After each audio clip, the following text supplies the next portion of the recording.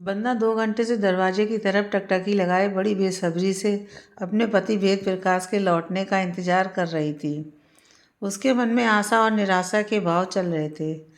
वह मन ही मन ईश्वर से प्रार्थना कर रही थी कि आज उसे वो खुशखबरी सुनने को मिल जाए जिसे सुनने के लिए उसके कान तरस गए हैं। दरअसल वेद प्रकाश अपनी बेटी दिव्या के रिश्ते की बात करने के लिए गए हुए थे। दिव्या की शादी की बात 2-3 वर्षों से चल रही है, लेकिन उसका रिश्ता अब तक कहीं पक्का ना हो सका। दिव्या के रिश्ते की बात कई जगह चली, लेकिन कहीं बात ना बनी। कुछ जगहों को छोड़कर बाकी जगह उसका रिश्ता इसलिए ना हो पाया क्योंकि उसके पिता उन लोगों को मुँह मांगी कीमत देने को तैयार ना थे। वेद प्रकाश एक छोटी सी दुकान चलाते थे जिससे उनके परिवार का खर्च चलता था। इतनी महंगाई के ज़माने में घर का खर्च चलाने के साथ साथ 3 बच्चों की पढ़ाई लिखाई कराना इतना आसान नहीं था। फिर भी बच्चों की पढ़ाई लिखाई काफ़ी अच्छे से कराया। दिव्या आईपीएस बनना चाहती थी और तैयारी भी कर रही थी। वेद प्रकाश अपनी बेटी के लिए एक सुयोग्य वर ढूंढना चाहते थे, लेकिन रिश्तों की खरीद बिक्री के ज़माने में उनके पास इतना पैसा नहीं था वे अपनी बेटी के लिए एक अच्छा रिश्ता खरीद सकें।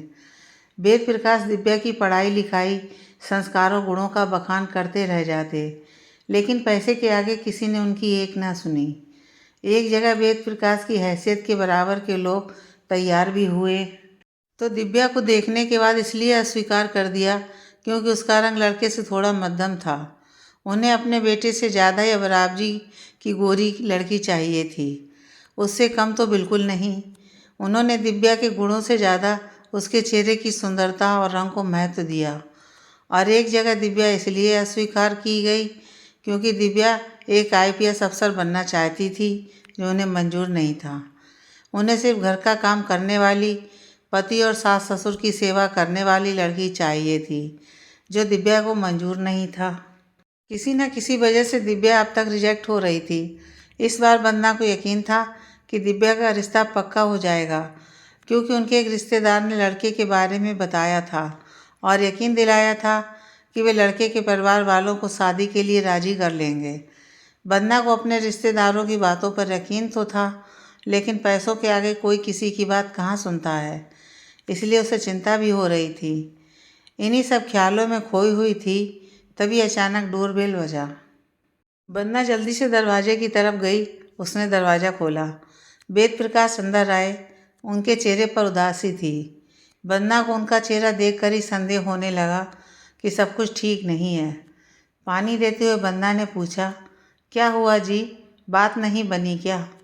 वेद प्रकाश एकदम निराश होकर बोले, ऐसा लग रहा है जैसे एक बेटी का पिता होना कोई गुनाह है। हमारी कोई रिस्पेक्ट ही नहीं है, कोई कुछ भी बोल देता है। मेरी इतनी रिक्वेस्ट करने के बावजूद भी वे 20 लाख से एक पैसा कम करने के लिए तैयार ना हुए। उन्होंने कहा कि हमारा बेटा आईएएस है, उसके पढ़ाई लिखाई पर हमने कितना खर्च किया है।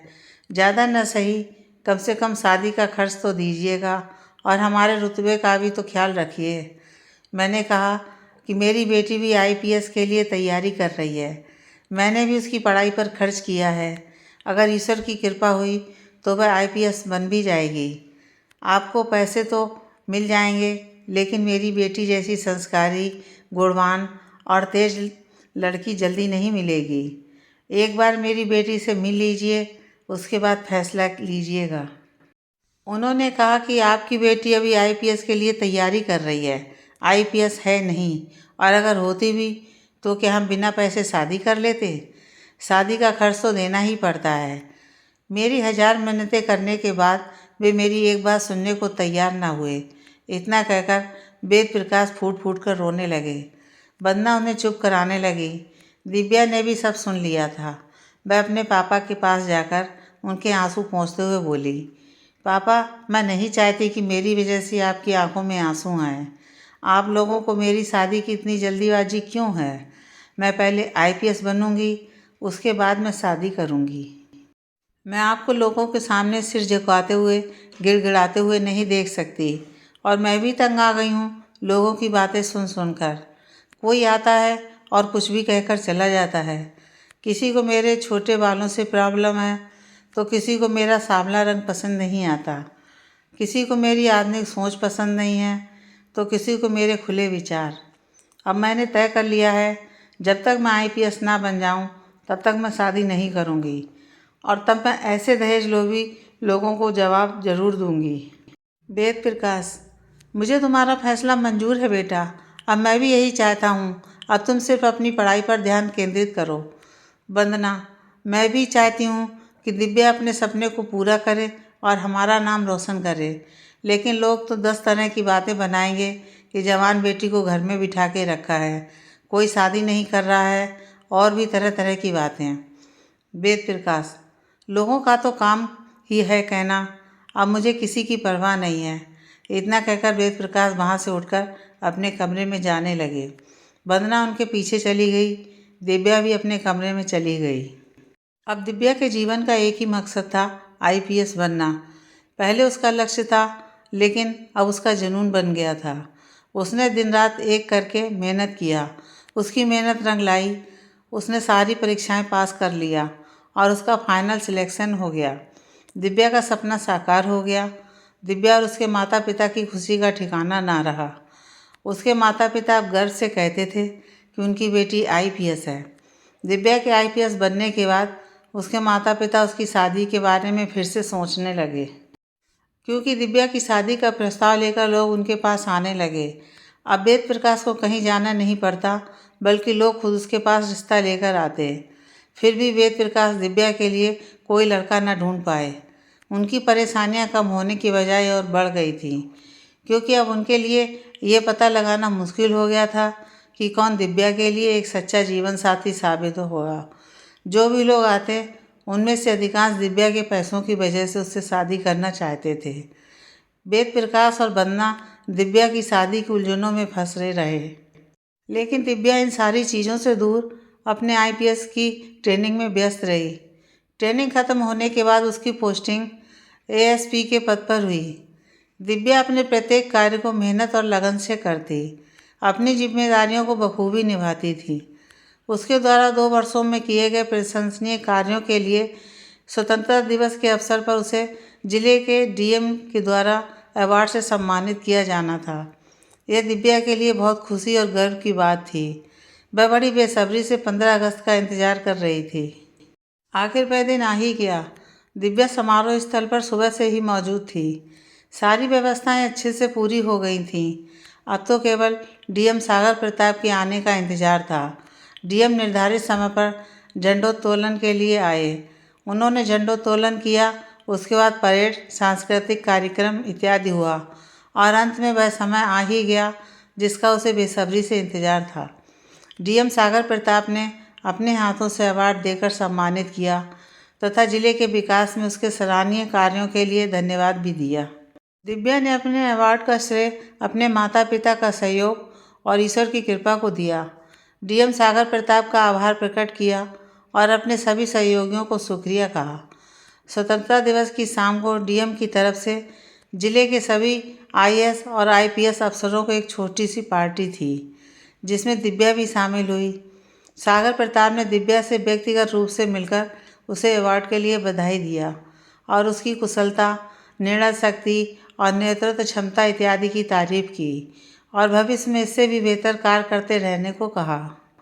दिव्या ने सागर प्रताप को धन्यवाद दिया और कहा कि अगर आपका सहयोग हो तो हम जिले को काफ़ी बेहतर बना सकते हैं। आपके सहयोग के बिना कुछ भी संभव नहीं है। सागर प्रताप ने कहा, मैं हमेशा आपका सहयोग करता रहूँगा। दिव्या ने कहा, सर, मैंने आपके बारे में बहुत कुछ सुना है कि आप बहुत अच्छे हैं, और आपसे मिलने के बाद लग रहा है कि आप सच में बहुत अच्छे इंसान हैं। सागर प्रताप ने मुस्कुराते हुए कहा, रियली, ये भी हो सकता है कि मैं सिर्फ आपको अच्छा लग रहा हूँ, क्योंकि बाकी लोगों को मुझसे बहुत शिकायत रहती है। दिव्या ने भी मजाकपूर्ण अंदाज में तुरंत जवाब दिया, हो भी सकता है, क्योंकि मैं अच्छी हूँ ना, इसलिए मुझे सारे लोग अच्छे दिखते हैं। दोनों एक दूसरे की तरफ देखकर हंसने लगे। आप बहुत अच्छी हैं, आपसे मिलकर बहुत अच्छा लगा, सागर प्रताप ने कहा। दोनों ने एक दूसरे को अलविदा कहा और दिव्या अपने घर चली गई। किसी न किसी काम को लेकर अक्सर उनकी मुलाकात होने लगी। उनका काम करने का तरीका, चीज़ों को देखने का नज़रिया, अपने काम के प्रति जुनून इत्यादि काफ़ी कुछ मिलता था। जिससे उनके बीच कभी मतभेद नहीं होता था और इसलिए उनके बीच दोस्ती का रिश्ता बन गया। बदलते वक्त के साथ साथ उनकी मीटिंग सिर्फ प्रोफेशनल ना होकर पर्सनल भी होने लगी थी। वक्त यूं ही आगे बढ़ता रहा। दिव्या और सागर का रिश्ता दोस्ती से बढ़कर हो गया था। दोनों एक दूसरे को मन ही मन पसंद करने लगे थे और एक दूसरे को जीवन साथी के रूप में देखने लगे थे। लेकिन दोनों एक दूसरे के सामने कभी इस बात को जाहिर ना होने दिया। एक दिन सागर ने अपने दिल की बात दिव्या को बता दिया। दिव्या को भी सागर से प्यार तो था ही, इसलिए उसने सागर के प्यार को स्वीकार कर लिया। दिव्या ने कहा, सागर जी, मैं भी आपको बहुत पसंद करती हूँ, लेकिन क्या हमारा प्यार मुकम्मल हो पाएगा? क्या हमारे प्यार को हमारा समाज स्वीकार कर पाएगा? सागर ने कहा, दिव्या जी, आपके मन में जो भी सवाल हैं वो बिल्कुल सही हैं। हम चाहें पूरे ज़िले की शासन व्यवस्था चला लें, लेकिन हमारे ऊपर तो सिर्फ हमारे परिवार का ही शासन चलता है। हम अपनी मर्जी से ना तो किसी से प्यार कर सकते हैं, ना ही शादी। परिवार की मर्जी से ही अपने जीवन भर का साथी ढूंढना पड़ता है। हमारा प्यार मुकम्मल हो पाएगा या नहीं, मैं नहीं जानता। मैं सिर्फ इतना जानता हूँ कि मैंने आपको सच्चे दिल से प्यार किया है। मेरे दिल में सिर्फ आपके लिए जगह है और वो जगह मैं कभी किसी को नहीं दे सकता। ये जानकर मुझे बहुत खुशी हुई कि आप मुझसे इतना प्यार करते हैं और आपके दिल में सिर्फ मेरे लिए जगह है, दिव्या ने कहा। दिव्या और सागर प्यार के बंधन में बंधकर ही खुश थे। उन्हें शादी के बंधन में बंधने की जल्दी ना थी, लेकिन उनके परिवार वाले अपने बच्चों के रिश्ते ढूंढने में लगे हुए थे। एक दिन दिव्या ने सागर से कहा, ऐसे कब तक चलता रहेगा? कभी ना कभी बात तो करनी पड़ेगी ना। हमें पता है कि हमारा समाज और परिवार लव मैरिज को गलत नज़रिए से देखता है, फिर भी हमें एक बार बात करके देखना चाहिए। सागर तुरंत जवाब देते हुए बोला, हाँ, बिल्कुल सही कहा आपने। आप अपने घर वालों से बात करके देखिए, उसके बाद मैं देखूँगा। दिव्या ने सागर को घूरते हुए कहा, अच्छा जी, पहले मैं बात करूं? नहीं, बिल्कुल नहीं, पहले आप बात करेंगे। दोनों पहले आप करते रहे। फिर दिव्या गुस्सा होते हुए बोली, एक बार आप दिमाग से सोचिए, क्या हमारे समाज में लड़कियों को लड़कों जितनी आज़ादी मिलती है? लड़कियों की मर्जी कभी नहीं पूछी जाती, खासकर शादी जैसे बड़े फैसलों के मामले में। फिर आप यह कैसे सोच सकते हैं कि वे मेरे प्यार को समझेंगे? मेरे माता पिता ने भले ही मुझे पढ़ने की आज़ादी दे दी हो, लेकिन उन्होंने मुझे इतनी भी आज़ादी नहीं दी कि मैं अपना रिश्ता खुद तय कर सकूं। सागर ने कहा, आपका कहना बिल्कुल सही है। मैं आपकी भावनाओं को समझ सकता हूँ। ठीक है, पहले मैं ही बात करने की कोशिश करूँगा। सागर ने कोशिश करने को कहा था और वह कोशिश ही करता रह गया। एक दिन दिव्या ने सागर से गुस्साते हुए कहा, डीएम साहब, आप पूरे ज़िले को चलाते हैं, लेकिन अपने परिवार से इतना डरते हैं। अब आपसे कुछ नहीं होगा। अब मैं ही अपने माता पिता से बात करूँगी। उसने निश्चय कर लिया था कि वह सब कुछ अपने माता पिता को बता देगी। वह किसी लड़के से प्यार करती है, यह बात किसी और से पता चले, इससे अच्छा है कि वह खुद ही बता दे। एक दिन सही मौका देखकर दिव्या अपने पिता से बात करने पहुंची। पापा, आप हमेशा मेरी शादी को लेकर चिंतित रहते हैं, इसलिए मैंने अब शादी करने का फैसला किया है। आप बहुत समय से लड़का ढूंढ रहे हैं, लेकिन अब तक कोई लड़का नहीं मिला। पापा, मुझे लगता है कि अब आपको कहीं ढूंढने की ज़रूरत नहीं पड़ेगी, क्योंकि मैं एक लड़के को जानती हूँ जो मेरे लिए एक परफेक्ट जीवन साथी होगा। वेद प्रकाश, दिव्या, ये क्या कह रही हो? तुम ऐसे कैसे किसी भी लड़के से शादी कर सकती हो? क्या तुम उस लड़के को अच्छी तरह से जानती हो? दिव्या, हाँ पापा, मैं उन्हें बहुत अच्छी तरह से जानती हूँ। डीएम सागर प्रताप, जिन्होंने मुझे अवार्ड से सम्मानित किया था। हम दोनों एक दूसरे को काफ़ी समय से जानते हैं और काफ़ी अच्छे दोस्त भी बन चुके हैं। अब हम दोस्ती के रिश्ते को पति पत्नी के रिश्ते में बदलना चाहते हैं। वेद प्रकाश, दिव्या, मुझे तुमसे ये उम्मीद नहीं थी। मैंने तुम्हें पढ़ने की आज़ादी दी थी, ये सब करने के लिए नहीं। क्या तुम्हें पता है लोग तुम्हारे बारे में कैसी कैसी बातें करेंगे? तुम्हारे छोटे भाई बहनों पर क्या असर पड़ेगा? वंदना को जब यह बात पता चली तो वो भी दिव्या को सुनाने लगे। लोग ठीक कहते थे कि लड़की की शादी वक्त पर कर देनी चाहिए, वरना लड़की हाथ से निकल जाती है, पूरे समाज में हमारा नाम बदनाम करेगी। दिव्या अपने माता पिता से माफ़ी मांगते हुए बोली, पापा, मैं मानती हूँ कि मैंने जो किया है वह आपके नज़रिए से सही नहीं है। आप मेरे लिए मेरा जीवन साथी चुनते तो सही होता, और अगर मैंने अपनी पसंद का चुन लिया तो ये सही नहीं है। मुझे जिसके साथ जीवन भर रहना है, क्या उसे चुनने का अधिकार नहीं है? आप जिसे मेरा जीवन साथी बनाती उससे मैं बिल्कुल अनजान होती, लेकिन मैंने जिसे चुना है उसे मैं बहुत अच्छे से जानती हूँ और समझती हूँ। पापा, आप चाहते हैं कि आपकी बेटी हमेशा खुश रहे, तो बताइए कि आपकी बेटी की खुशी किस में है? एक अनजाने बंधन में बंधने में, या एक अटूट प्रेम के बंधन में बंधने में? वेद प्रकाश और बंदना दोनों खामोश थे। पापा, आपका जो भी फैसला होगा मुझे मंजूर होगा। मुझे आपके फैसले का इंतज़ार रहेगा। इतना कहकर दिव्या अपने कमरे में चली गई। 4-5 दिनों तक घर में खामोशी छाई रही। फिर एक दिन वेद प्रकाश और बंदना दिव्या के पास आए और बोले, दिव्या, मैंने और तुम्हारी माँ ने काफ़ी सोच विचार करने के बाद ये फैसला लिया है कि हम सागर प्रताप से तुम्हारी शादी की बात करेंगे। तुम्हारी खुशी में ही हमारी खुशी है। तुम्हारा कहना बिल्कुल सही है। एक अनजाने रिश्ते में बंधने से ज़्यादा अच्छा है प्रेम के बंधन में बंधना। रही बात समाज की, तो लोगों का काम ही है कहना। समाज को तुम जैसे शिक्षित लोगों की ज़रूरत है जो उनका नज़रिया बदल दें। दिव्या, कल ही हम लोग तुम्हारे रिश्ते की बात करने चलेंगे। दिव्या के मन में प्रसन्नता के लड्डू फूट पड़े। वह सागर के संग सुनहरे भविष्य के सपने में खो गई। वेद प्रकाश की बातों पर कोई प्रतिक्रिया नहीं देने पर उन्होंने दोबारा कहा, दिव्या, तुम सुन रही हो ना? हम लोग कल ही सागर प्रताप से मिलने चलेंगे। दिव्या अपने सपनों से बाहर आई और शर्मा गई। उसने सर हिलाकर हाँ कहा और अपने कमरे में चली गई। अगले दिन दिव्या और उसके माता पिता सागर के घर जाने के लिए तैयार हुए। दिव्या ने सागर को फ़ोन करके सब कुछ पहले ही बता दिया था और उसको डांट भी लगाया था।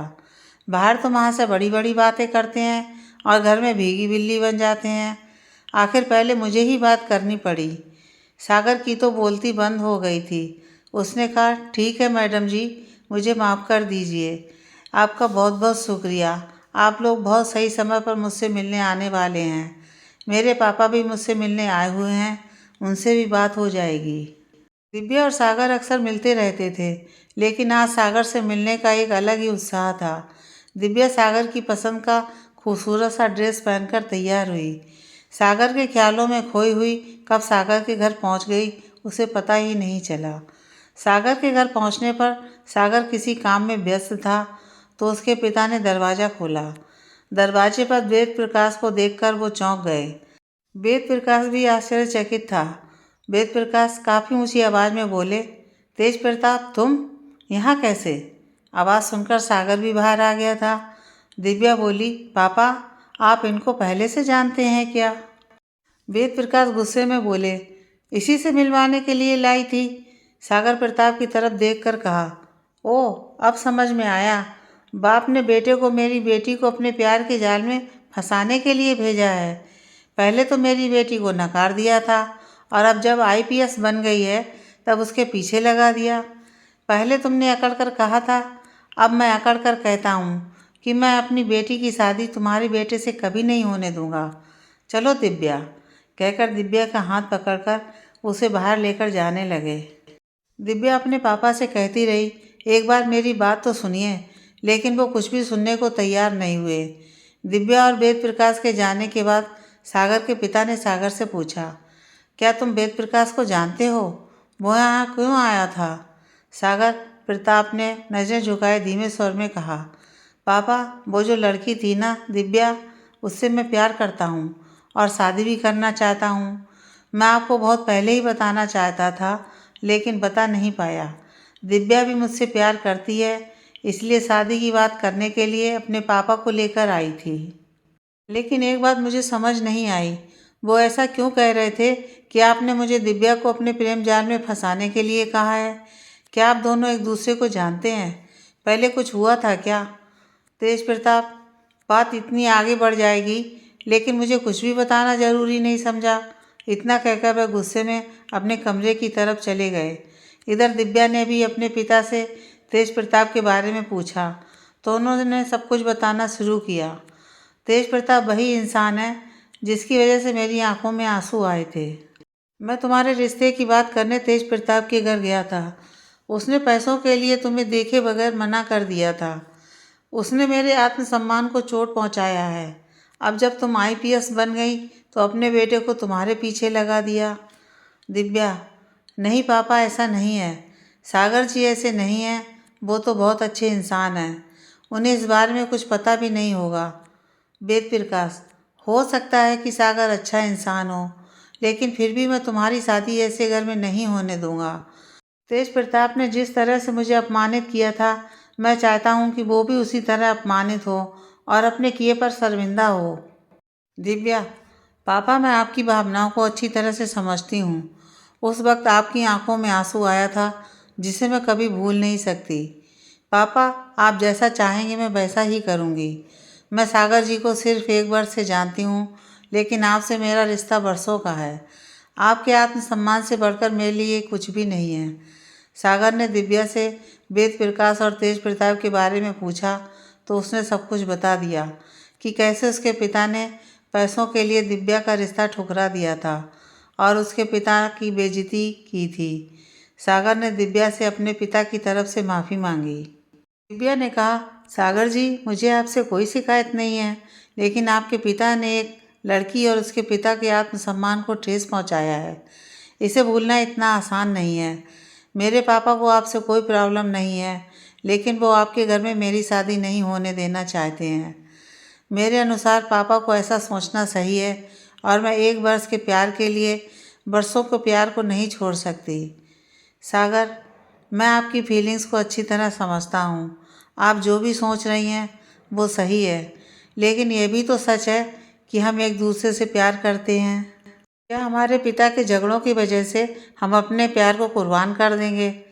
दिव्या, शादी सिर्फ दो लोगों का मिलन नहीं होता है, बल्कि दो परिवारों का भी मिलन होता है, और मुझे नहीं लगता कि हमारे परिवार के लोग कभी एक हो पाएंगे। मैं चाहकर भी अपने पिता से कुछ नहीं कह सकती। वो अपनी जगह बिल्कुल सही हैं। वेद प्रकाश तो दिव्या की शादी उस घर में करने के लिए तैयार तो थे नहीं। तेज प्रताप भी अपनी गलती स्वीकार कर माफ़ी मांगने को तैयार ना थे। दोनों अपनी अपनी जिद पर अड़े थे। समस्या का समाधान तो कुछ नहीं निकला, बल्कि समस्या और बढ़ गई। दोनों परिवारों के झगड़े और बढ़ते जा रहे थे। दिव्या और सागर को कुछ सूझ ही नहीं रहा था कि क्या करें। उनके पास सिर्फ एक ऑप्शन था कि वे भागकर शादी कर लें, लेकिन दिव्या भागकर शादी नहीं करना चाहती थी। एक दिन दिव्या ने सागर से कहा, क्या शादी करना ज़रूरी है? हम एक दूसरे से प्यार करते हैं, क्या इतना काफ़ी नहीं है? क्या हमारे रिश्ते को प्रमाणित करने के लिए एक मंगलसूत्र, एक चुटकी भर सिंदूर और 7 फेरे की ज़रूरत है? हमें दुनिया के लोगों के प्रमाण की क्या ज़रूरत है? सागर ने कहा, दिव्या जी, मैं आपकी बातों से सहमत हूँ। हमें कुछ भी करने की ज़रूरत नहीं है। हमारा रिश्ता दिल का है।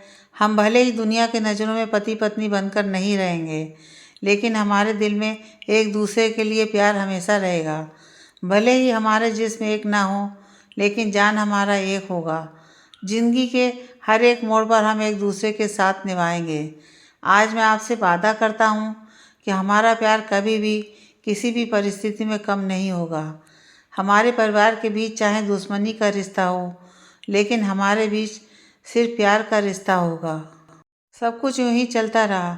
दिव्या और सागर अपनी इस नफ़रत और प्यार की दुनिया में ही खुश थे, लेकिन कहीं ना कहीं उनके दिल में एक दर्द था।